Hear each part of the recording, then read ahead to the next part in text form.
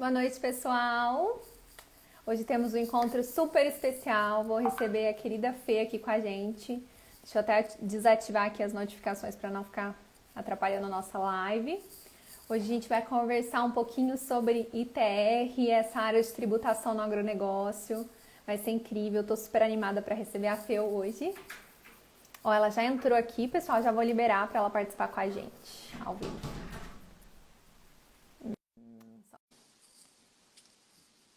Já tá entrando aí, já tá carregando a entrada da Fê, pessoal. Oi, Oi, Fê, boa boa noite. noite.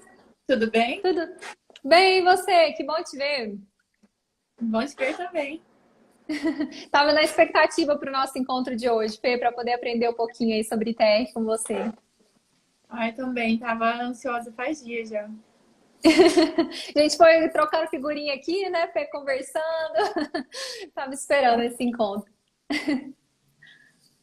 Bom, pessoal, primeiro eu vou só me apresentar aqui, Fê, para a gente poder dar início, porque às vezes não é todo mundo, né, que conhece, a gente que está aqui. Então, pessoal, meu nome é Lohane, eu sou uma das fundadoras da Academia Brasileira de Direito do Agronegócio, aqui do Perfil. Sou advogada especializada em compliance trabalhista no agronegócio, atendo principalmente produtores rurais. Sou também professora de pós-graduações, de cursos de extensão. E estou com um prazer enorme de receber a Fê, super querida, que é associada da nossa família Ábreda. Então, estou super feliz em receber a Fê aqui hoje. Fê, vou pedir para você poder se apresentar também, para o pessoal poder te conhecer um pouquinho mais. Boa noite.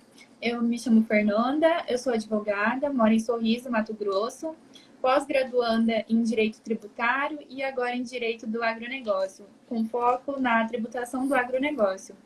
E eu estava pensando em algum tema que fosse relevante e surgiu a ideia do ITR para a gente debater hoje.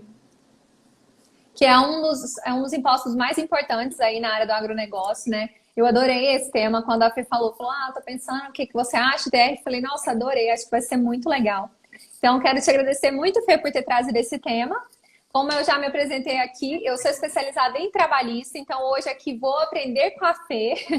Tributação não é a minha área de atuação, né, Fê? Eu até falei, nossa, não é a minha área, vou realmente aprender. Estou super feliz de poder conhecer um pouquinho mais dessa área do ITR especificamente. Então, quem tiver dúvidas também podem ir mandando aí, né, Fê? Que aos pouquinhos a gente vai respondendo aqui ao longo da nossa conversa, né, Fê? Sim. Então, como todo mundo sabe, o sistema tributário brasileiro ele sempre foi taxado como um sistema muito difícil, um sistema muito complexo. E ele é cheio de inovações. Nessa pandemia, então, a gente está cada dia mais surpreso, né? E um fato, assim, que não podia ficar fora desse rol de tributação de riqueza é a propriedade. Foi aí que foi instituído pela Constituição Federal a União poder cobrar o imposto sobre a propriedade territorial rural. Essa competência está prevista no artigo 153, para inciso 6º da Constituição. E a Constituição ela não trouxe um conceito do que seria imóvel rural, ficando na perspectiva do Código Tributário conceitual o que seria o imóvel rural. E o Código Fê, Tributário. eu ia te fazer essa pergunta mesmo, porque foi inclusive uma das perguntas que a gente recebeu aqui. Como que a gente define, né? Se é ou não um imóvel rural? Como que é feita essa definição? Então, a definição ela foi feita por exclusão, porque nem a Constituição, nem o Código Tributário Nacional e nem a lei do ITR trouxe esse conceito de uma forma explícita. Foi por exclusão mesmo. Eles conceituaram o que seria um imóvel urbano e o que não tivesse localizado na área urbana seria um imóvel rural. Nos julgamentos do STJ, começaram a adotar a tese assim, que tudo que for rural vai incidir ITR, mas tem tudo que for urbano vai incidir IPTU. Vai depender da atividade daquele imóvel. O STF ele não se manifestou a respeito disso ainda. Ele não tem um posicionamento concreto. Por quê? Porque pela Constituição isso não poderia ser recebido. Porque a Constituição traz só sobre a propriedade. Então, assim, estaria no critério espacial dele a localização e não o critério econômico do tipo atividade rural. E eles querem cobrar sobre a propriedade, não sobre a atividade que é exercida. Então, Fê, isso aí é uma questão que me intriga muito, até pela questão, como eu falei, como eu venho do trabalhista, no trabalhista, o que define, né, se é ou não um emprego, uma relação de trabalho rural, se eu estou falando de empregador rural, de um trabalhador rural, é justamente a atividade econômica desse empregador. Então, no trabalhista, essa que é a essência, né? Se for uma atividade agroeconômica, então é uma relação de trabalho rural. Então, eu ficava pensando, e foi inclusive uma das perguntas que eu trouxe: seria possível ter um imóvel numa zona urbana em que tem incidência de ITR? É possível, sim. É o posicionamento do STJ. Só que, como eu disse, o STF ainda não se posicionou, não se manifestou a respeito disso. Então, ainda está um pouco controverso aí, né, Fê? Sim, Ainda tem discussão pela frente. É que tem doutrinadores que trazem esse entendimento e tem outros doutrinadores que falam assim: renda é renda, propriedade é propriedade. Então, o critério espacial do imposto vai ser a propriedade e não a atividade dele. Para esses doutrinadores, teria o IPTU correto, mas tem os dois posicionamentos. Então, são Outro posicionamentos. ponto, sim, Pode seguir. outro ponto importante para falar sobre o TR é a distinção entre a competência tributária e a capacidade tributária ativa. A competência tributária, ela foi instituída pela Constituição Federal. É a delegação para você criar normas no âmbito de tributos, instituir normas sobre tributos. E ela tem três características, que é indelegabilidade, incaducabilidade e irrenunciabilidade. No caso da indelegabilidade, é o chave da competência tributária. Porque um ente, ele não pode não fazer ele não pode delegar aquilo que foi atribuído para ele. Ele pode optar por não fazer, mas ele não pode transferir isso. Já a capacidade tributária ativa seria o sujeito da relação fiscal. Isso sim, ele pode ser delegado, que é o caso do ITR que nós vamos falar. E assim, quando você delega essa capacidade ativa tributária, você passa para o outro a função de fiscalizar, arrecadar e reger sobre aquele determinado tributo. Foi o que aconteceu com o ITR. O ITR, como eu já mencionei, ele é de competência tributária da União Federal, conforme a Constituição. Porém, teve uma emenda constitucional, a emenda 42 de 2003, que ela trouxe uma inovação para a gente. Ela modificou o artigo 153 e o artigo 158, passando a ter a opção dos municípios e o Distrito Federal fiscalizar, cobrar e arrecadar esse ITR. Era justamente mais uma das perguntas, Fê, que tinha aqui, com relação a essa delegação. Se podia ter essa delegação e por que os municípios podem fazer a cobrança desse ITR, mesmo sendo competência da União, né? Que acho que é o que você está esclarecendo aqui pra gente. O que houve foi uma fiscabilidade. Tipo, foi transferido a capacidade tributária ativa. Assim, agora, se o município optar por fiscalizar e receber esse tributo, ele vai ser o sujeito ativo da relação. Só que é isso que eu vou falar. Quando o município optar por fiscalizar esse tributo, ele tem que realizar um convênio com a Receita Federal. E isso tem que ser instituído por lei, que é mediante um convênio. Esse convênio é cheio de regras e prazos estabelecidos pela Receita Federal, porque essa competência supletiva ela foi transferida para a Receita Federal. Então, se o município não seguir a risca o que está nesse convênio, ele pode ser denunciado e cancelado a qualquer momento. A lei que institui a competência supletiva à Receita é a Lei 11.250 de 2005. Que interessante, Fê. Então, na verdade, realmente tem que seguir todos esses procedimentos mesmo, né? Tem que ter uma lei específica, tudo bem definido. Por exemplo, assim, o município optou por fiscalizar o ITR, cobrar e arrecadar. Ele vai ter que fazer um convênio com a Receita Federal e seguir todas as instruções normativas da Receita Federal e do Comitê Gestor do ITR. Se ele perder qualquer um desses prazos, é muito ruim para o contribuinte como para o município, porque o valor que vai ser estabelecido para o VTN, que é o valor da terra nua, ele vai ser arbitrado pela Receita Federal e nem sempre isso é bom, porque o VTN ele tem que estar com base no preço de mercado.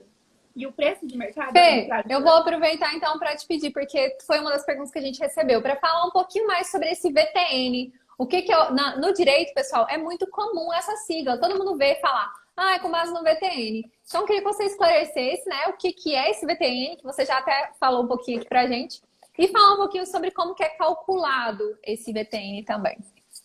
Tá, antes de eu explicar o que é o VTN, eu vou falar sobre a materialidade do ITR, até eu chegar no VTN para entender melhor. O ITR, ele é um tributo que ele é por autolançamento. O contribuinte vai falar o valor da terra nua dele. Só que tem um pré-requisito na lei, que tem que ser no preço de mercado. Ele não pode, tipo assim, ah, a minha terra vale tanto. Não. Tem que ser pelo preço de mercado, mas quem vai falar é ele. Aí, se caso o fisco pegar e não concordar com isso, ele pode lançar de ofício, mas tem que ser também com base no preço de mercado. Aí, a materialidade, o VTN é o quê? É a terra nua. E o valor da terra nua não é as construções, tudo. Você vai pegar o valor do imóvel total e você vai deduzir benfeitorias, plantações, instalações, construções, as culturas, os plantios, tudo que você... como que eu vou explicar? Tudo que você investiu na terra, você vai deduzir, porque realmente o ITR é só a terra nua. É exatamente a palavra, né, Fê? Não precisa da gente ficar pensando muito, inventando muito. Tem que realmente retirar. Isso é uma questão bem interessante você trazer, Fê, porque eu vejo isso. Às vezes o produtor fica com essa ideia. Tem muitas benfeitorias ali. Então acaba que o valor do VTN ele fica muito diferente. O produtor fala, não, mas vale muito mais o imóvel. E não é isso, né? Porque tem essa particularidade que a gente tem que considerar com relação ao VTN, né? Uma dica que eu daria muito importante para quem é produtor, para não ter um valor tão alto assim no VTN, seria fazer um balanço anual. Pegar aí todo ano, levar para um contador, que daí tudo que você colocar a investir vai ser deduzido, vai ser abatido, tudo certinho. Isso é então, isso aí já ajuda. E hoje tem muitos investimentos, né, pessoal? Para quem trabalha no agro sabe, os custos do agronegócio são muito altos. Então, realmente, essa parte da estrutura que vem, ter uma terra custa muito caro, né? Manter a manutenção disso e realmente fazer essa terra girar ali. Então, essas benfeitorias têm um valor realmente alto. Essa dica aí, Fê, faz diferença no final. Sim. Eu li aqui que falaram que o preço da valoração do hectare, cuja apuração é feita pelo município ou pelo INCRA.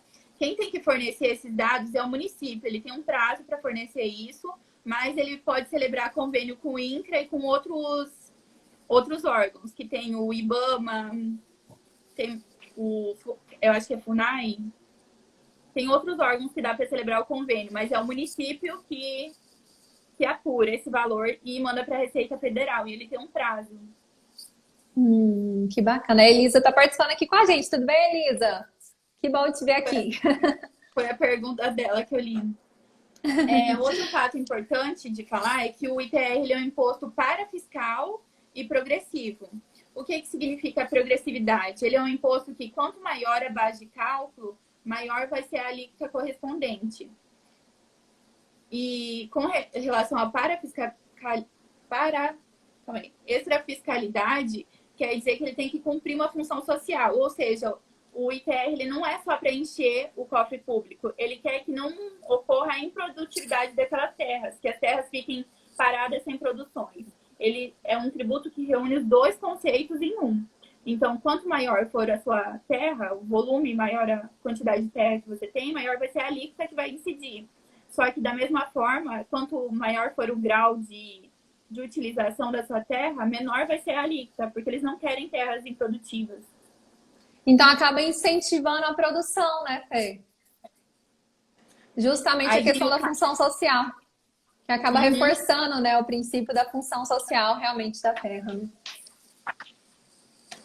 Um ponto que eu queria focar bastante é a base de cálculo que eu falei do VTN. O VTN é o valor da terra nua, só que não vai ser só isso que vai ser a base de cálculo do ITR. Você vai descontar isso e daí você vai ter o valor da terra nua sem as construções, né? E disso você vai deduzir, tipo, as áreas de preservação legal, APP que fala, reserva legal, tudo isso você vai tirar. E só vai ser tributado o valor da terra nua tributável, que é aquela parte que você tem um rendimento econômico em cima. Você não utiliza a base de cálculo, as APPs, a reserva legal, nada. Isso tudo é descontado. Nossa, Fê, é muito importante saber isso, né? Isso aí pode ter um impacto muito grande no resultado do valor desse ITR, né? Nesse cálculo, realmente. Como você falou, a base de cálculo, se você for considerar as partes de reserva e toda a área da terra, acaba aumentando muito, né? O que onera esse custo para o produtor. Então, bem interessante você trazer essa questão. E uma outra pergunta que a gente recebeu, Fê, foi sobre se o ITR ele é autodeclaratório. Acho que você já está um pouco respondendo isso, mas se você quiser esclarecer melhor. Não, o fisco, o contribuinte que vai declarar ele. E daí, é o que eu comentei, se o fisco não concordar com esse valor declarado, ele faz de lançamento. Mas quem declara o valor da propriedade da terra nua é o contribuinte. Aí só tem que realmente ter cuidado, né, para não ter risco depois do fisco vir e falar que o valor realmente ficou fora do valor da terra, né? Então, tem prazo para você retificar a declaração, tem multa se você entregar fora do prazo. Que interessante. Esses prazos são fixos ou Então, altera, assim? o prazo da entrega da declaração do ITR é de 18 de agosto a 30/9. Só que ele É mais com ou menos base... como imposto de renda, então. Você tem uma data ali, você faz a declaração. Que interessante, eu não A sabia. gente está na época da maratona do ITR que fala, né? Todo mundo correndo, né? Para apurar realmente o valor, o VTN, né? Para poder depois ter o cálculo também do ITR aí.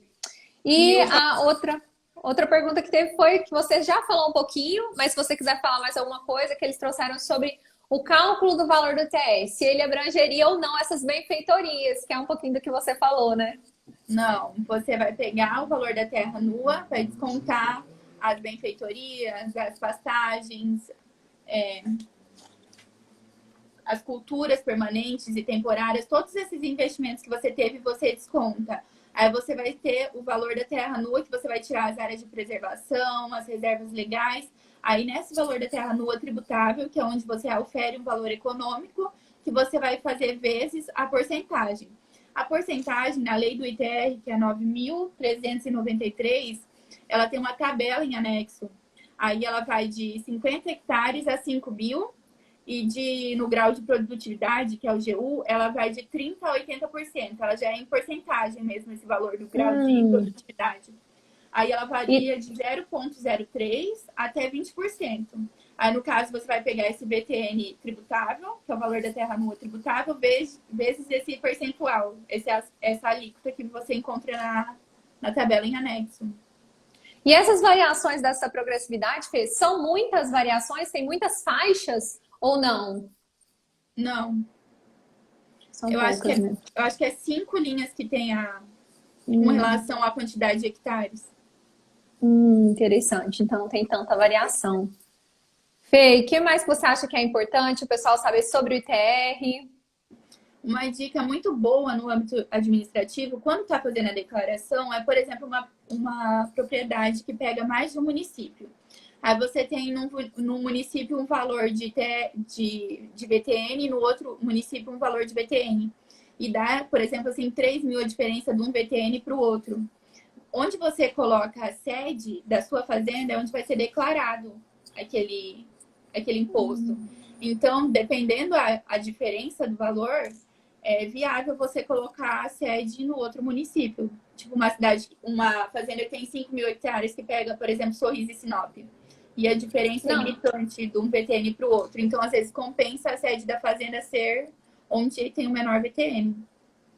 Fê, interessante você trazer esse ponto.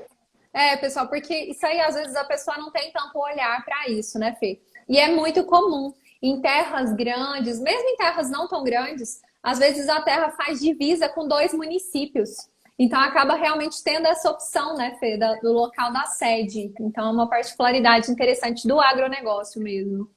Aqui no meu estado, varia muito o VTN de uma cidade para outra, de Sorriso, para Sinop, para Itapurá, varia muito, tipo 2, 3 mil por... Nossa, muito grande mesmo a diferença, hein, Fê? Tiveram algumas mensagens aqui, se você quiser dar uma olhadinha também. Não sei se alguém mandou mais alguma pergunta que eu deixei passar aqui.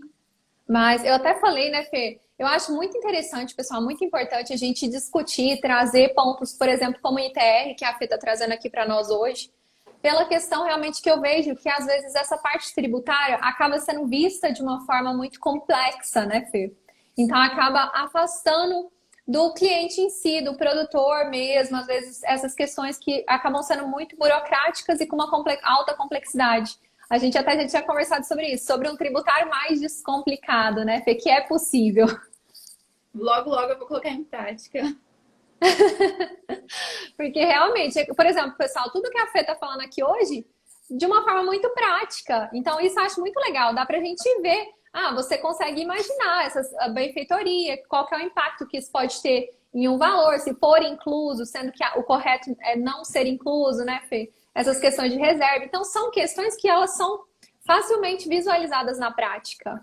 Então, é muito importante a gente ter realmente essa atenção de trazer para a prática, né, Fê? O que eu vejo hoje é que tem muitos doutrinadores inovando na tributação do agronegócio. Então, às vezes, a lei traz uma coisa, só que o entendimento não é bem assim. É mais fácil do que a gente pensa. Por exemplo, uma coisa que eu não citei é considerar o contribuinte, o proprietário, o possuidor de domínio útil e que tem em posse. Para os doutrinadores que defendem a tributação no agronegócio, eles conceituam só como contribuinte o proprietário. Porque, assim, quando você tem o domínio útil ou quando você está na posse, você não tem o registro do imóvel. E o que vale para o ITR é o quê? É a propriedade. Então, se você não tem o seu nome no registro do imóvel, para que você vai ser tributado daquilo? Então, são posicionamentos novos, mas que trazem muita coisa a favor do contribuinte e tudo depende da forma que você for declarar, né? Se você colocar na sua declaração de ITR. Muito interessante, Fê. E é isso que eu falo. Por isso que é legal. A gente tem que sempre pensar em discutir esses pontos mesmo. À medida que a gente vai se especializando, começa a discutir, como você está falando, doutrinadores inovando, trazendo, às vezes, uma matéria que já estava ali, mas não estava sendo vista dessa forma, né? Uma outra possibilidade para uma mesma matéria. Então, por isso que é tão importante a gente realmente discutir esses pontos, né, Fê? Sim. Aqui, ó. Não sei se é Raim, tá falando que seria interessante um curso sobre como declarar o ITR, Fê. Que ajudaria muito quem tá começando na área. Tá vendo? Uma dica aí boa, Fê. Eu acho que eu Gostei vi da todas dica. as perguntas para cima. Eu acho que como saber se. Tem alguma forma de saber se o imóvel tá com algum pagamento de ITR pendente? Você sabe, Fê? Tem, porque a hora que você vai transferir, você só consegue transferir quando tem quitado os últimos 5 anos.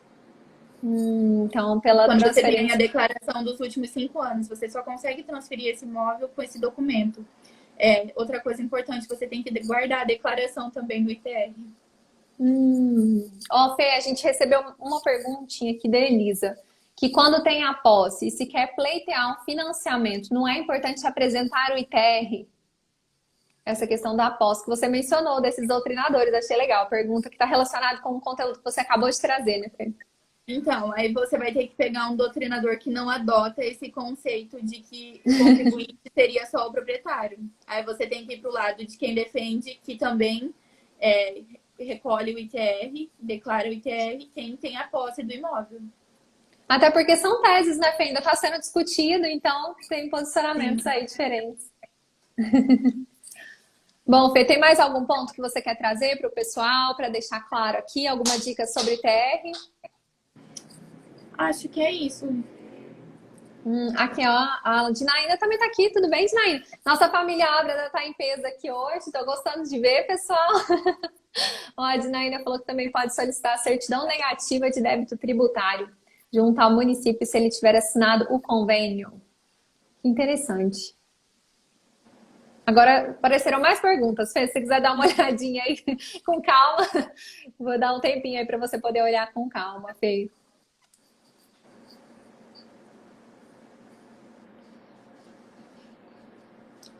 A certidão dá para solicitar também junto à Receita Federal, porque o convênio vai ser município e Receita, né?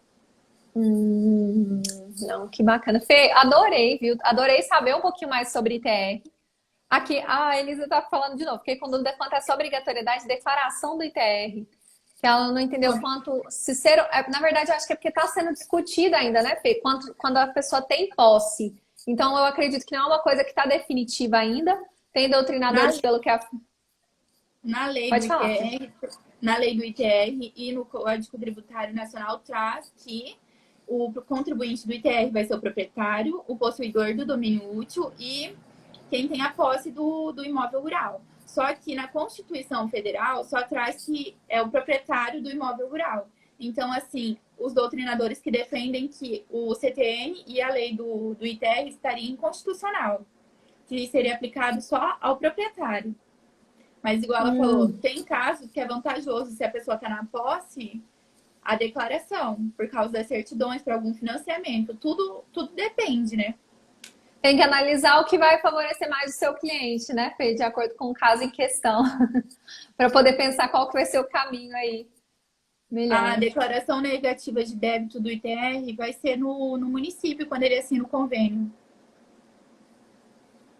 Olha, muitas perguntas que a gente recebeu Quando aqui. não assina convênio, vai ser competência da União. O município só pode ter, ó, cobrar o ITR se tiver convênio firmado. Você já falou, Fê? Então você pode esclarecer um pouquinho mais essa aqui para nós também. Do município. Ó, o município só pode cobrar o ITR se tiver convênio firmado com a Receita Federal? Sim, a emenda constitucional traz essa inovação do município poder cobrar o ITR, só que ela só pode se tiver uma previsão legal. E essa previsão legal vem com base nos convênios estabelecidos na 11.250, se eu não me engano. Então acho que agora ficou bem claro, né, pessoal? Igual a Fê falou, 11.250 de 2005. eu achei muito interessante, Fê, eu não sabia, porque era uma coisa. Realmente, eu fiquei um pouco confusa quanto a isso pelo fato. A competência é da União. Mas então, como que o município cobra? Então, isso para mim não era muito claro, até porque realmente não é minha área. Então, achei bem legal aprender aqui hoje que quando tem convênio, o município pode sim cobrar, né? Até por essa própria Então, que é que você citou. antigamente ficava 50% desse valor para o município, né? Aí depois que foi trazida essa inovação mesmo, que pode ficar 100% do valor para o município. Só que você tem que ter o convênio, senão... Essa inovação é muito recente, Fê? Ou já é mais antiga? A emenda, ela é de... Acho que é 2000 e... Só um pouquinho. Eu vou confirmar. Ela é de 2003. Só que teve decisão nesse sentido agora no início do ano. Que Teve... interessante. Não é muito antigo, né? Mesmo a própria emenda que é de 2003 não é tão antigo assim. Sim. Então, bacana isso. Bom, Fê, então se ninguém tiver mais nenhuma pergunta aqui, eu quero te agradecer muito ter vindo aqui hoje, esclarecer um pouquinho pra gente esses pontos sobre ITR. Eu adorei aprender mais aqui com você sobre isso. Eu já estava na expectativa para poder aprender, Fê. Falei, já tinha falado com a Fê antes, falei, nossa, super animada, sei que vai ser muito bacana. Adorei a participação de todo mundo aqui. Queria só lembrar a todo mundo, pessoal, que semana que vem a gente tem o curso Como Começar a Advogar no Agronegócio, que vai ser ministrado aqui pela Abrada, de segunda a quinta-feira, do dia 31 ao dia 3 de setembro. Então, se você ainda não está inscrito, corre lá, o link está na bio do Instagram da Abrada, se inscreva, a gente já está com quase 8 mil inscritos. Então, assim, estamos super felizes, muito gratos. E dia 3, quem tiver interesse, a Abrada vai ter a última abertura de 2020 para novos associados, que são super queridos, nossa família Ábida, né, Fê? A Fê é dessa família, sou muito grata de ter você com a gente, Fê. Assim Gente, como tem vale várias muito a pessoas. pena. Vale muito a pena, é realmente uma família. Eu vi mais Eu uma amo. pergunta aqui. Vamos lá, então, responder, Fê. Eu não sei o nome da pessoa, decretos municipais instituindo o VTN são legais? Tem doutrina também falando que é inconstitucional, que não poderia uma lei ordinária estabelecer um valor que não tem conceito na Constituição. Olha. Então vai de novo de encontro até com aqueles doutrinadores, né, Fê, que falam até que está contra a Constituição, que falaria que seria só realmente o proprietário, né? Sim. É como eu falo, tem muitas teses nesse sentido, tem muita inovação, tem os dois lados, tem posicionamento a favor, tem posicionamento contrário. Tudo vai do que o cliente precisa. Eu queria agradecer também pela oportunidade, falar que se alguém tiver alguma dúvida pode mandar, que eu respondo depois, pode mandar para a Lohane, qualquer coisa ela me pergunta. E queria Pode agradecer. mandar, pessoal. A live vai ficar salva. Alguém perguntou se vai ficar salva. Nesse mês de agosto, todas as lives de agosto vão ficar disponíveis aqui no perfil até acabar o mês. Depois, a partir do próximo mês, vai estar tudo salvo lá dentro da nossa família Ábreda, na área de membros da Ábreda. Mas então, até dia 31, essa live da Fê tá aqui disponível no Instagram. Se vocês tiverem dúvidas, podem mandar até aqui nos comentários da live, né, Fê? Que depois eu te passo também e você vai respondendo o pessoal aos poucos. Uhum, às vezes se passou alguma coisa que eu não vi. Bom, pessoal, quero agradecer muito a participação de todo mundo, e especialmente de você, Fê. Foi um prazer aprender um pouquinho mais sobre TR, viu? Muito obrigada mesmo por ter tirado esse tempinho para estar aqui com a gente. Eu falei com a Fê, falei, a gente conversa um pouquinho, vou querer muito aprender. Então, muito obrigada, viu, Fê? Foi um super prazer. Eu que agradeço por tudo, né? Você é muito querida, viu, Fê? Gosto muito de você. Tô super feliz de estar aqui com você hoje. Muito obrigada, boa noite, pessoal. Boa noite. Obrigada a todo mundo que participou aqui com a gente. Super beijos. Boa noite, Tchau, pessoal. tchau. Boa noite. Tchau, tchau. Só quem tá perguntando aqui sobre a Abra, curso semana que vem, link na bio do Instagram. Dia 3, a gente tá abrindo para novos associados. Muito obrigada, beijo, gente. Boa noite. Tchau, tchau. Tchau, Fê. Beijo. Tchau, um beijo.